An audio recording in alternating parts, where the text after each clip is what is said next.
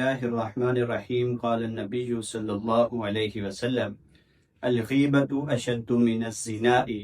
حضور اقدس صلی اللہ علیہ وسلم نے ارشاد فرمایا غیبت زنا سے بھی بڑا گناہ ہے.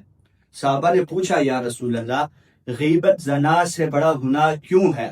حضور اقدس صلی اللہ علیہ وسلم نے ارشاد فرمایا کہ انسان جب زنا کرتا ہے تو وہ رب سے سچے دل سے معافی مانگتا ہے تو رب اس کو معاف فرما دیتے ہیں، اور غیبت کرنے والا اگر رب سے معافی مانگ بھی لے جب تک جس بندے کی غیبت کی ہے اس سے معافی نہیں مانگتا تو رب تعالیٰ بھی اسے معاف نہیں فرماتے.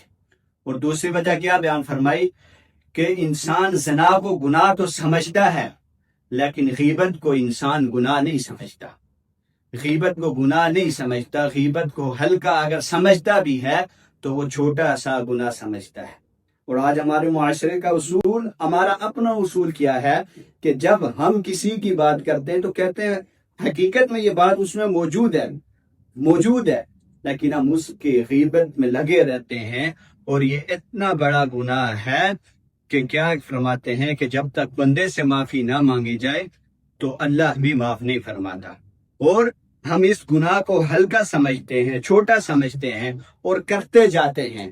اور جب انسان گناہ کو چھوٹا سمجھ کر کرتا رہتا ہے تو وہ گناہ بڑا بن جاتا ہے، اور بسا اوقات اتنا بڑا ہو جاتا ہے کہ وہ کبیرہ گناہوں سے بھی آگے چلا جاتا ہے، یعنی انتہا درجے کا بڑا گناہ ہو جاتا ہے.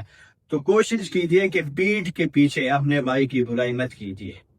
قرآن مجید میں کیا فرمایا؟ جو اپنے بھائی کی کیا کرتا ہے، اس کے پیٹھ کے پیچھے باتیں کرتا ہے وہ مردار بھائی کا گوشت کھاتا ہے.